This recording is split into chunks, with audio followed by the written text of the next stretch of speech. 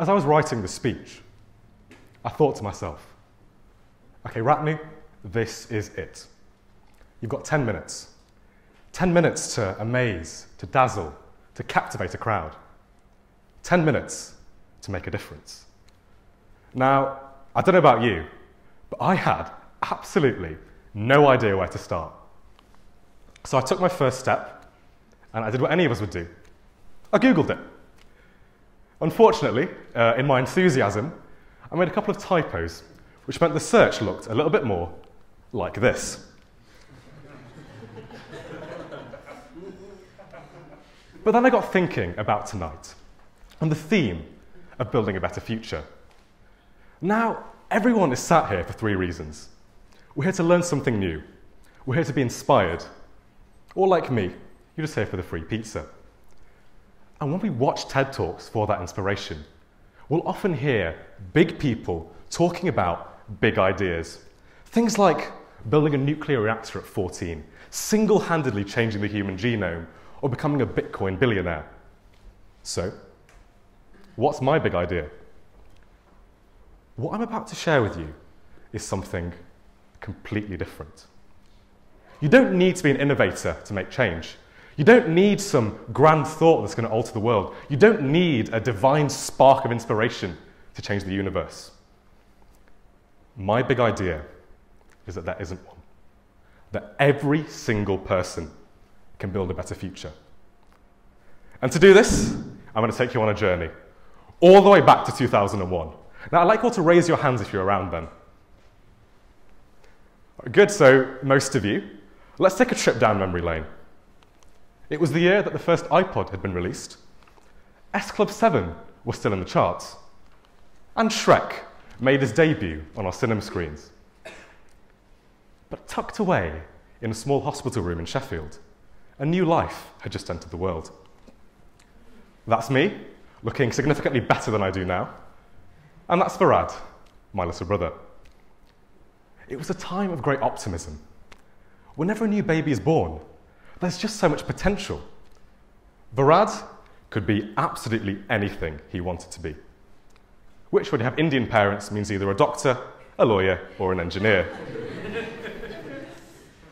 It was a brilliant time. We were all thrilled to have this little new bundle of joy in the home, with all the happiness that brings.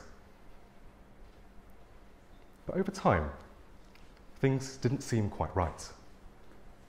Varad wasn't progressing like other infants. He wasn't hitting the same milestones of development.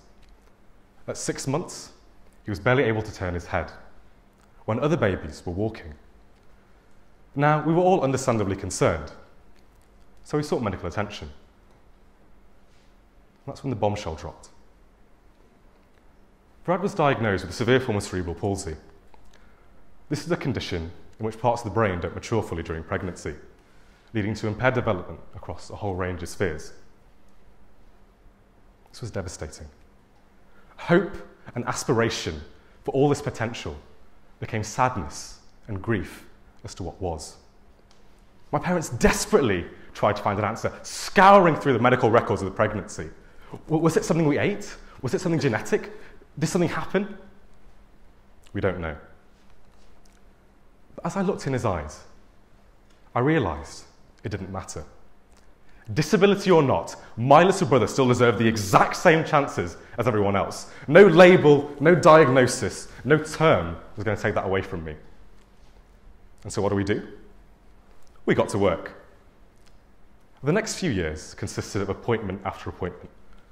Varad was seen to by a team of doctors, nurses, therapists, every professional under the sun. With every invasive surgery, the risk of his condition worsening grew. With every new medication, new side effects. And with every new day, a new challenge. But Varad weathered the storm. Now, we were incredibly lucky. Not only to have a brilliant family and medical team behind us, but a wonderfully supported network of friends, co-workers, and school teachers. And it was thanks to everyone's combined efforts that progress was being made. Over time, Varad was able to sit up, roll over, and crawl.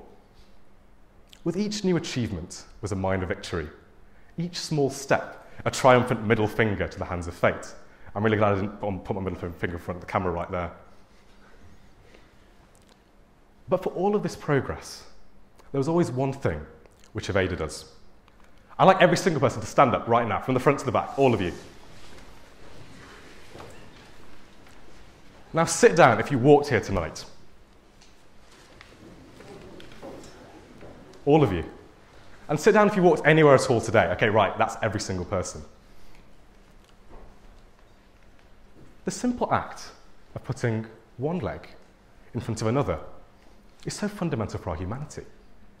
It's allowed us to traverse the Great Plains of Africa centuries ago. And now we can do amazing things. We can get up, we can go to the shops, we can get a midnight snack from the fridge, and we can throw down our filthiest dance moves in the club. This was something that had always evaded us, until this moment. Stand up, come on, let's see the walking, come on. Stand up. Stand up, come on, stand up.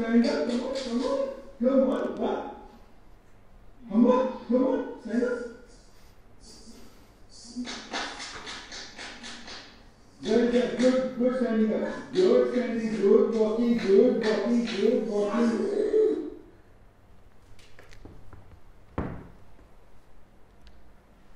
This is an experience I've never shared publicly before.